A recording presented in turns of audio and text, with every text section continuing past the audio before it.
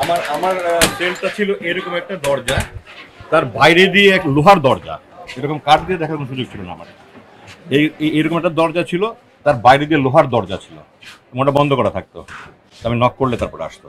আমি হাত বেঁধে চোখ বেঁধে মুখোশ পরিয়ে নিয়ে যেত, প্রায় 45-50 কদম ভিতরে নিয়ে খুলে দিত। টয়লেটের কাজ হলে আমার ভিতরে নক করলে আবার ভিতরে ঢুকে একইভাবে বেঁধে আবার নিয়ে আসতো। এবং আমি বলেছি প্রায় 42,000 বার আমার চোখ হাত বাঁধা হয়েছে। মুখ ঘা হয়ে গেছিল, ওষুধ দেওয়ার পর ওই ঘা আরো বেড়ে গিয়েছিল।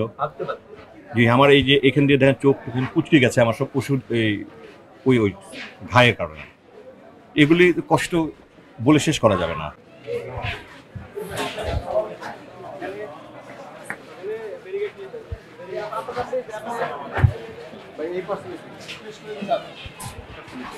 আমি এটা নিয়ে কিছু না বলে আমার বিষয়টা একটু বেশি স্পর্শকাতর, আপনারা নিশ্চয়ই বুঝেন। আমার গামছা নিয়ে মানুষ অযথা কত লক্ষ লক্ষ লোক বাজে মন্তব্য করেছে। এটা যে 70,000 ঘন্টা কষ্ট, এটা থেকে বুঝতে পারবে না, একটা মিনিটও বুঝতে পারবে না এত কষ্টটা কি। তো এখানে আমি এই 70,000 ঘন্টা কষ্ট করে এসেছি, ওটার কারো উপলব্ধি নেই। গামছা ছবিতে সুন্দর দেখা, ওটা ছিঁড়া গামছা একটা, ওটা নিয়ে যারা ট্রল করেছে, তো তাদের এই মানসিকতা যাদের, আমি এখন একটা কথা বললে এটা নিয়ে আরও অনেক কিছু হবে। আমার সাথে আমরা মিথ্যা প্রচারণায় বিশ্বাস করি, আমরা সত্যটা জানার চেষ্টা করি না, এবং এটা অত্যন্ত দুঃখজনক। আমরা একটা জিনিস শুনলেই বিশ্বাস করি, আমরা সত্যটা জানার চেষ্টা করি না। সত্যটা না জানার ফলে আজকে এত মিথ্যা অপপ্রচার হচ্ছে। আপনি কোনোদিন সাপ কামড়েছে? আপনি কি ওটার উপলব্ধিটা আপনি কোনোদিন বোঝাতে পারবেন? আপনি কোনোদিন 3 রাতে 100 কিলোমিটার হেঁটেছেন, ওটা কষ্টটাকে আপনি কখন বোঝাতে পারবেন? এগুলি প্রকাশ করার কোনো ভাষা নেই, কোনো ভাষা নেই আসলে।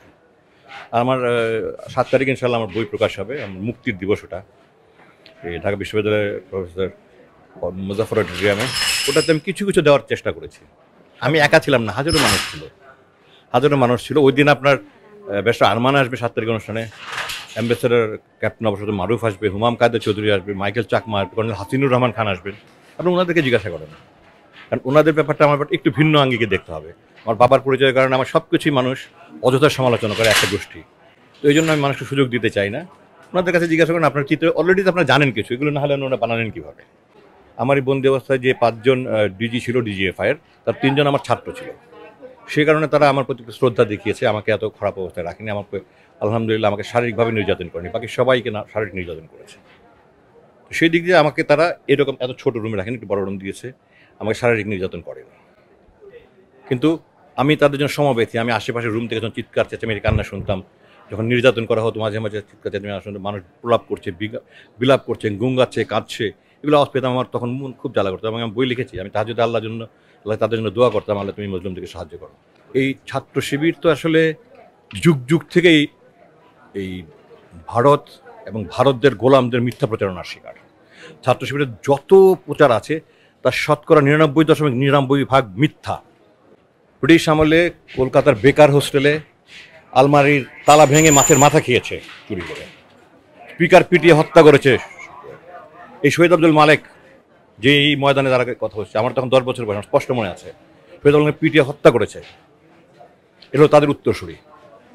তো যারা এগুলি প্রচারণা করে, আমরা বাঙালি আবেগী জাতি, হুজুগি জাতি, আমরা কোনোটা যাচাই করার চেষ্টা করি না। আমরা যাচাই না করেই যেটাই প্রচার হচ্ছে আমরা সেটা প্রচার করছি।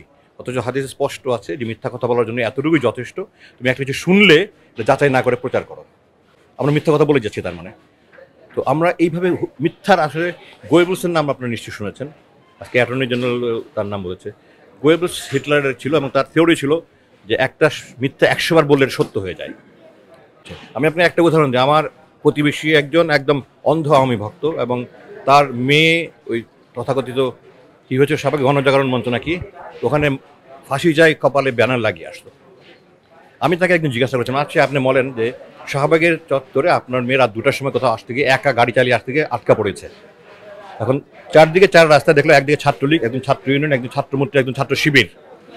এখন আপনার মেয়ে বললো আপনাকে, বাবা আমি কি করবো, আপনাদের কি উপদেশ দিবেন? বলে আমি তাকে বলবো যে আপনি ছাত্র শিবিরের ছেলেদের কাছে যাও, তুমি নিরাপদ। তো যাদেরকে আপনি এমন নিরাপদ মনে করেন, তাদের বিরুদ্ধে আপনার পুরো পরিবার কেন এত বিরোধিতা করেন?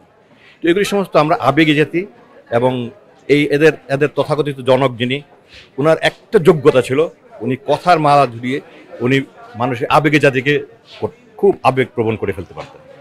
ওনার দেশ চালানোর যোগ্যতা ছিল না। উনি প্রথম ফ্যাসিবাদ ছিলেন, এবং দ্বিতীয় ফ্যাসিবাদ তো উনি বাবাকে অনেক বেশি ছাড়িয়ে গেছে।